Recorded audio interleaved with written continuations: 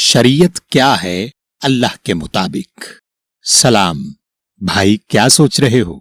भाई मैंने सुना है कि जो जिंदगी शरीयत के मुताबिक गुजारी जाए वही जिंदगी कामयाब है, तो मैं अपनी जिंदगी शरीयत के मुताबिक गुजारना चाहता हूँ। भाई, ये आपने बहुत अच्छा फैसला किया और इस फैसला की कामयाबी इस बात पर मुनहसिर है कि आपको सही शरीयत की शनाख्त हो, वरना लोग आपको गुमराही वाली शरीयत की तरफ ले जाएंगे। भाई मुझे तो इल्म ही नहीं कि कोई गुमराह करने वाली शरीयत भी हो सकती है। अच्छा ये बताएं, सही शरीयत की शनाख्त कैसे होगी? देखें अल्लाह सूरा नंबर 45 और आयत नंबर 18 में क्या बता रहे हैं।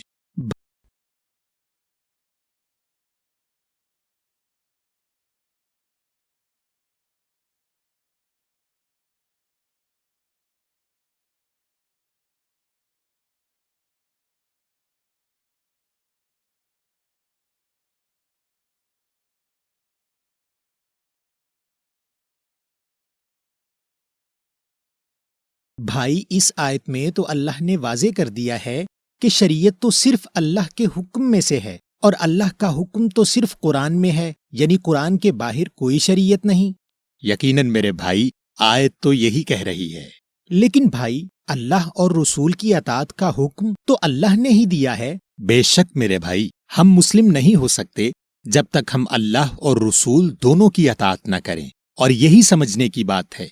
पहली बात ये कि अल्लाह ने अताअत का एक जैसा लफ्ज अपने और रसूल के लिए इस्तेमाल किया, यानी अल्लाह और रसूल के अताअत के तरीके में फर्क नहीं होगा। अगर अल्लाह की अताअत हुक्म मानकर हो रही है तो रसूल की अताअत भी हुक्म मानकर ही होगी। दूसरी बात ये कि अल्लाह ने कहा अल्लाह और रसूल की अताअत करो। अल्लाह ने ये नहीं कहा कि अल्लाह या रसूल की अताअत करो। जब और का लफ्ज आ गया तो इसके मानी हुए कि अल्लाह और रसूल दोनों की अताअत करो, और दोनों की अताअत सिर्फ उसी सूरत मुमकिन है जब अल्लाह और रसूल के अहकाम में फर्क ना हो।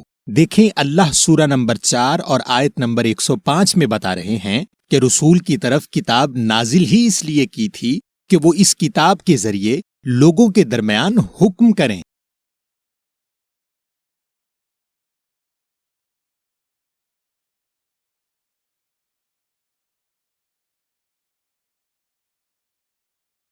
यहाँ अल्लाह कह रहे हैं कि किताब इसलिए नाजिल की है कि किताब से लोगों के दरमियान फैसला करें। लेकिन भाई बाज शरई अहकाम ऐसे हैं जिनकी तफसील कुरान में नहीं, जैसा कि खतना का अमल। भाई तफसील तो दूर की बात, खतना का तो हुक्म भी अल्लाह ने नहीं दिया, और खतना का हुक्म तो यहूदियों और ईसाइयों की खुद की लिखी हुई किताब बाइबल के पुराने अहदनामे जेनेसिस के नंबर 17-13 पर मौजूद है। और अल्लाह ने कुरान में खतना कराने का कोई हुक्म नहीं दिया। तो मेरे भाई, खतना का अमल अल्लाह के हुक्म से निकली हुई शरीयत के मुताबिक नहीं तो खतना कराने का मुसलमान होने से कोई ताल्लुक नहीं। तो भाई हो सकता है कि रसूल पाक ने उसका हुक्म दिया हो। भाई हमने अभी आयत के जरिए दिखाया कि रसूल पाक सिर्फ कुरान के जरिए आगाह करते थे, और जो हुक्म कुरान में नहीं उसको रसूल कैसे बयान कर देते। देखें अल्लाह रसूल के जरिए सूरा नंबर 6 और आयत नंबर 19 में क्या बता रहे हैं।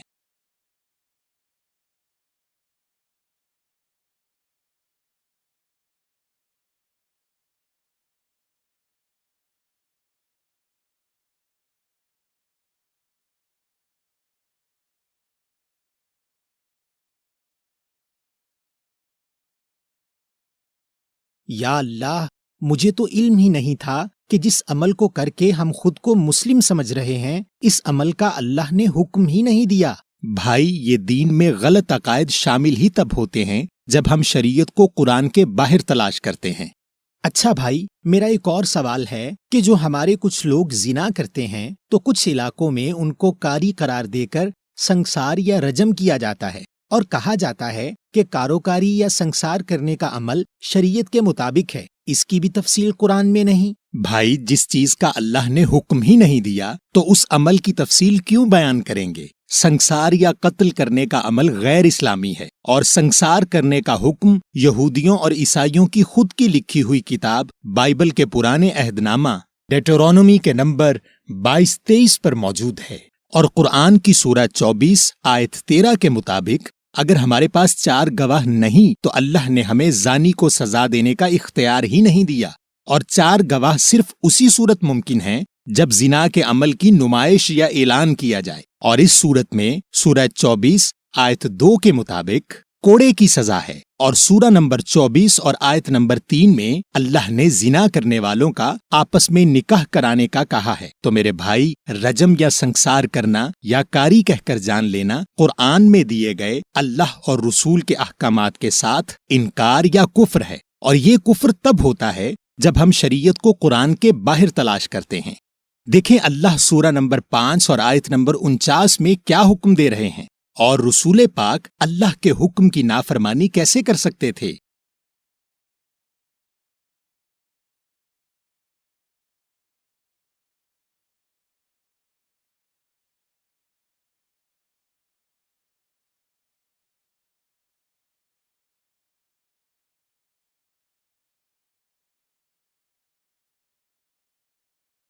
تو بھائی یاد رکھنا کہ سنت رسول میں ہمیں حکم یا فیصلہ صرف اللہ کی کتاب سے دینا ہے، اور لوگ ہمیں بہکانے کی کوشش بھی کریں گے اپنے سوالوں کے ذریعے۔ اچھا بھائی، چلیں ایک سوال کا جواب دیں۔ اللہ نے قرآن میں طہارت کا حکم دیا ہے، مگر اس کی تفصیل تو قرآن کے باہر سے ملے گی نا؟ توبہ کرو میرے بھائی، ایسا کیوں سوچتے ہو کہ اللہ تمہیں کسی کام کا حکم قرآن میں دے گا اور پھر اس کی تفصیل کے لیے گمراہی والے راستے پر ڈال دے گا؟ ٹھہریے، ہم آپ کو قرآن سے طہارت کی تفصیل دکھاتے ہیں۔ اللہ نے قرآن میں مختلف اقسام کی طہارتوں کا ذکر کیا ہے۔ مال کی طہارت کے بارے میں سورہ 9 کی آیت نمبر 103 میں بتایا۔ سورہ 5 کی آیت 41 اور 42 میں اللہ نے دلوں کی طہارت کا بتایا ہے۔ سورہ 27 کی آیت 56 میں ایک طہارت برے اعمال نہ کرنے سے ہو رہی ہے۔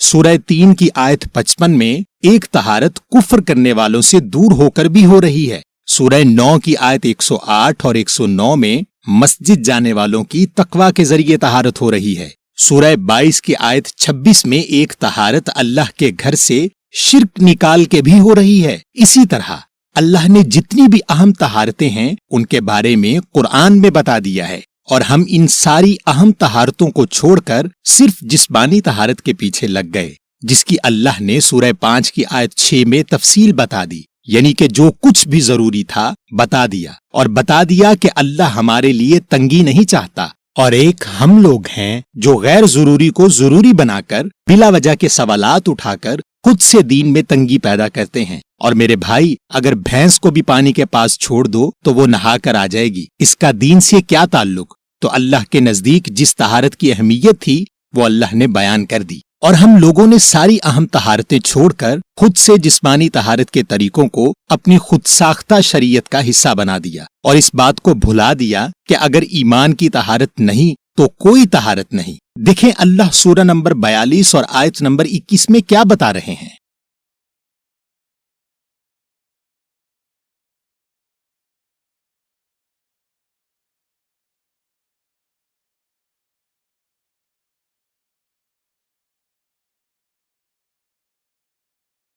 بھائی ایک آخری سوال ہے۔ اللہ نے قرآن میں صلاۃ کا حکم دیا ہے، مگر اس کی تفصیل تو ہمیں قرآن کے باہر سے ملے گی نا؟ بھائی یہی تو مسئلہ ہے ہم لوگوں کا۔ اللہ نے قرآن میں 77 سے زائد آیات میں صلاۃ کے بارے میں سمجھایا، ہم نے اہم نہیں سمجھا۔ سورہ 4 کی آیت 142 کے ذریعے منافق کی صلاۃ کا بتایا، ہم نے منافق کی صلاۃ کی تفصیل جاننا اہم نہیں سمجھا۔ سورہ 19 کی آیت 58 اور 59 کے ذریعے اپنے انعام والے بندوں کی صلاۃ کی خاصیت بتائی، ہم نے انعام والے بندوں کی صلاۃ کی خاصیت جاننا اہم نہیں سمجھا۔ سورہ 11 کی آیت نمبر 87 کے ذریعے حکم دینے والی صلاۃ کا بتایا، ہم نے حکم دینے والی صلاۃ کو جاننا اہم نہیں سمجھا۔ سورہ 29 کی آیت 45 کے ذریعے بے حیائی اور بری باتوں سے روکنے والی صلاۃ کا بتایا، ہم نے برائیوں سے روکنے والی صلاۃ کی تفصیل جاننا اہم نہیں سمجھا۔ ہلاکت والی صلاۃ کا سورہ 107 میں بتایا، ہم نے یہ جاننا اہم نہیں سمجھا کہ کون سی صلاۃ ہلاکت لاتی ہے۔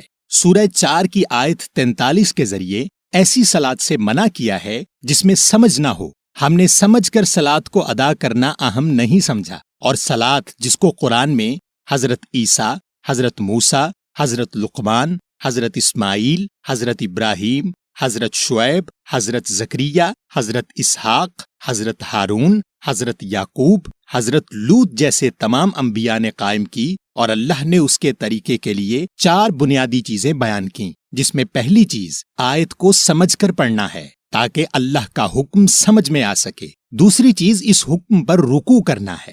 رکوع کے معنی جھکنا ہوتے ہیں، یعنی اپنی ضد، اپنی انا، اپنا تکبر اور اپنی نفسیاتی خواہشات کو اللہ کے حکم کے آگے ختم کرنا۔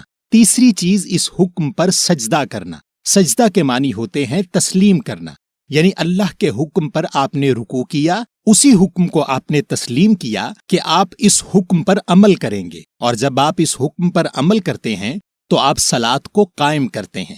یہ ہے اللہ کی بیان کی ہوئی صلاۃ، جس میں طریقے کی کوئی اہمیت نہیں، اور اسی کو تمام انبیاء نے اپنایا۔ اسی بنیاد پر اللہ کے گھر میں ایک صلاۃ کا نظام قائم کیا گیا، جو سورہ 3 کی آیت 96 کے مطابق ہدایت کی جگہ ہے۔ مگر ہم نے انبیاء کی اللہ سے کلام کرنے والی صلاۃ چھوڑ کر، اللہ کی شریعت والی صلاۃ چھوڑ کر، اپنے فرقے والی صلاۃ کو شریعت کا حصہ سمجھ لیا، صلاۃ کے مقصد کو چھوڑ کر طریقے کو پکڑ لیا، اور طریقے میں جھگڑ کر فرقے بنا لیے، اور فرقوں میں جھگڑ کر کفر کے فتوے لگا دیے۔